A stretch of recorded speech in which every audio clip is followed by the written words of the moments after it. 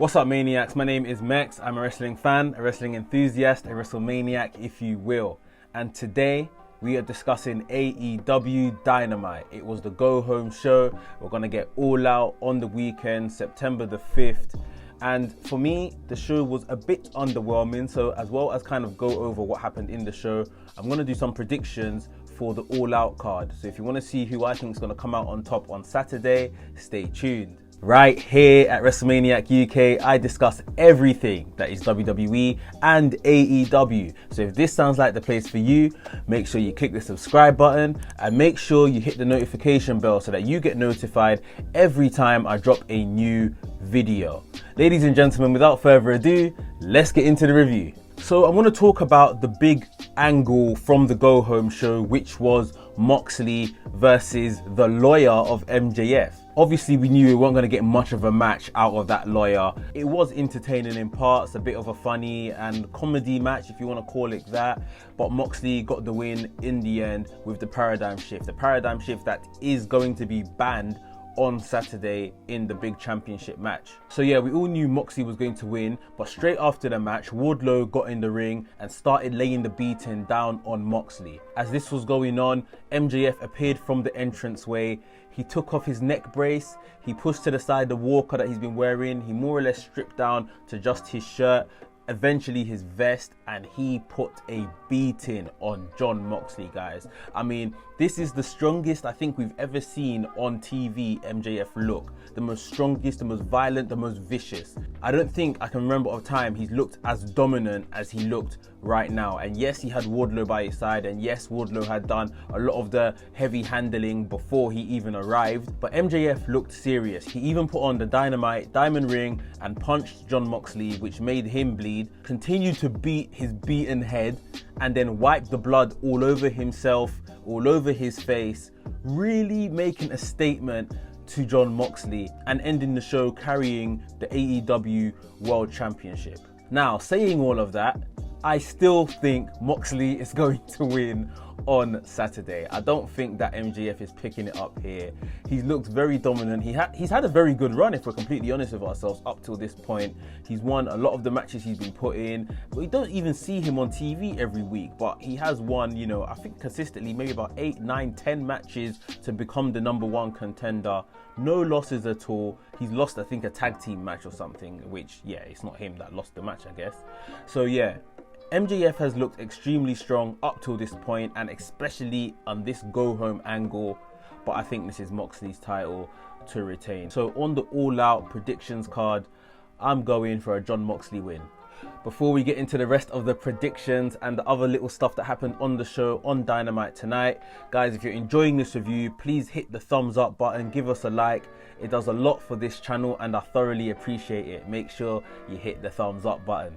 So I've got the match card up on my computer just over there, so I'm going to be looking at it from time to time just so I can see who is going to be competing. So we have the AEW Women's Championship, Hikaru Shida versus Thunder Rosa. Very interesting to see Thunder Rosa come from NWA into this. I mean, I think there's enough talent on the AEW roster to give Shida a match for her championship. I don't know why Thunder Rosa is needed. Maybe this is just the beginning of a partnership with NWA.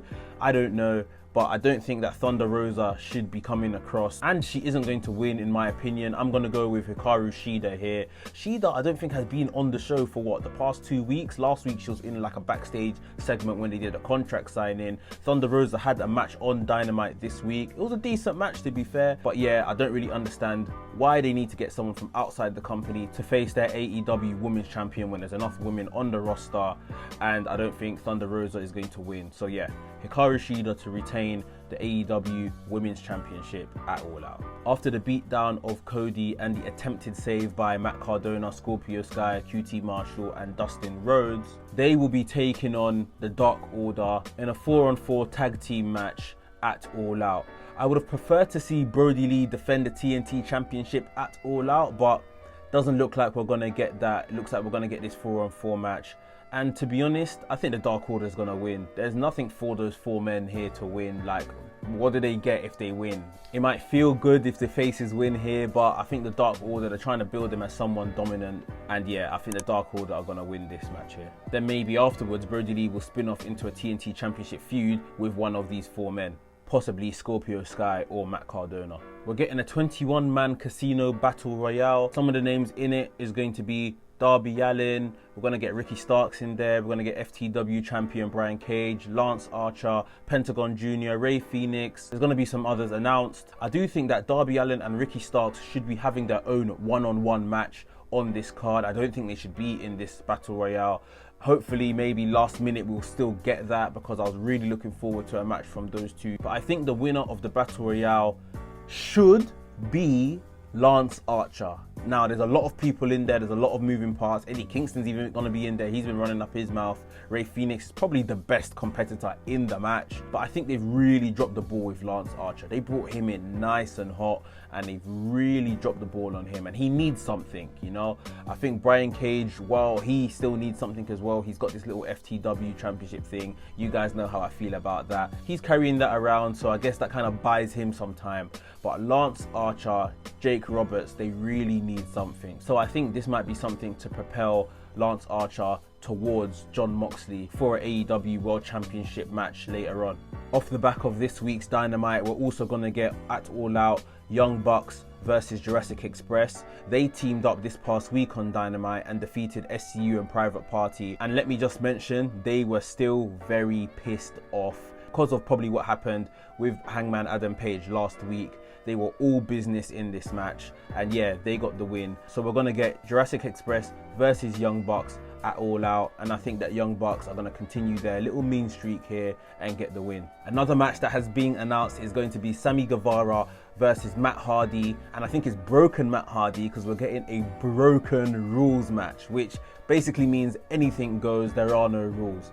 So this is going to be their rubber match as well. Obviously, Sammy Guevara won the tables match last week, but he did leave the match with a massive scar. Obviously, he gave Matt Hardy massive scar after the chair shot a couple of weeks ago. So if we're counting scars, they're 1 for 1, and we're going to get this no disqualification, no holds barred match at All Out. I think they did say if Matt Hardy loses, he leaves AEW, which I don't think is going to happen. So maybe Matt Hardy picks up the win here. I think that maybe they would want the younger guy to win to look good here against Matt Hardy, the veteran. So some people may think that Sammy Guevara is going to win, but I think if it is some type of loser leaves town match, or if Matt Hardy loses, he leaves, then I guess Matt Hardy is going to retain here. So I'm going to go with Matt Hardy for this. And what I think is the most important match on the All Out card, we're getting FTR challenge Kenny Omega and Hangman Adam Page for the AEW World Tag Team Championships. Now this story has so many moving parts, and that's why I think it's just so important. You know, the demise of Omega and Page costing the Young Bucks a couple weeks ago, Page kind of making it look like it's FTR's fault, but FTR came out this week and said, this is on you, we never asked you to do this. FTR joining the company, linking up with Tully Blanchard, and now wanting to become the best tag team in AEW. This is the most intriguing match in my opinion, and the one that is like, who's going to win here? I think it's going to be FTR, and FTR are my pick. I think we are now seeing the complete destruction of Omega and Hangman Page. And I think it's about time. They've held those championships for a long time. They've had really good matches. But FTR need to take these championships and need to make it their own and really stamp their authority in this tag team division. We're still to get FTR versus Young Bucks, which they are very slowly building towards. So I'm going to go with FTR on this match, and I'm probably going to go with a destruction of Hangman Adam Page and Kenny Omega following this. I think another match that's going to be on the buy-in is Britt Baker versus Big Swole. I'm really looking forward to this match. They've done a lot of good work. I know Britt Baker's taken a lot of the accolades in the last few weeks, being injured, still being on TV and still kind of pushing this feud, but Big Swole has played her part for sure, and I'm really looking forward to this. It's going to be a tooth and nail match. I don't think they've quite said what this match entails. Are you going to have to take out somebody's tooth or something? I don't know what all this extraction of body parts is coming into wrestling these days, but tooth and nail match, Big Swole versus Britt Baker. Who's gonna win? I'm gonna go with Big Swole. I'm gonna go with Big Swole. I think she got beaten up on the Go Home show by Britt Baker, got pizza thrown in her face. Big Swole needs a big win here, so yeah, Big Swole for the win. Last but not least, we're getting a Mimosa Mayhem match. Chris Jericho versus Orange Cassidy. This is the rubber match in their feud, and you can win by pinfall or submission, or throw your opponent into what I think is going to be like this massive tub of mimosa, orange juice and champagne. Now, it's going to be very interesting. I can't quite call this one. I would love for Jericho to put over Orange Cassidy here, but I think Orange Cassidy has been made to look strong in this feud and may not necessarily need to win here, and it's on pay-per-view. Chris Jericho won the first match on pay-per-view. Orange Cassidy beat him on TV, and we're back to pay-per-view now, so I think Chris Jericho is going to pick up the win here. So guys, yeah, I know this turned into a prediction show, not much of a Dynamite review. I hope I kind of embedded the two, because to be honest, not much happened on Dynamite, but I'm looking forward to All Out. I think it's going to be a brilliant pay-per-view, and I think they almost might have dumbed down Dynamite a bit just so that we love All Out all the more. So yeah, I can't wait, and you're going to get my reaction video out on Sunday, so make sure you tune in for that.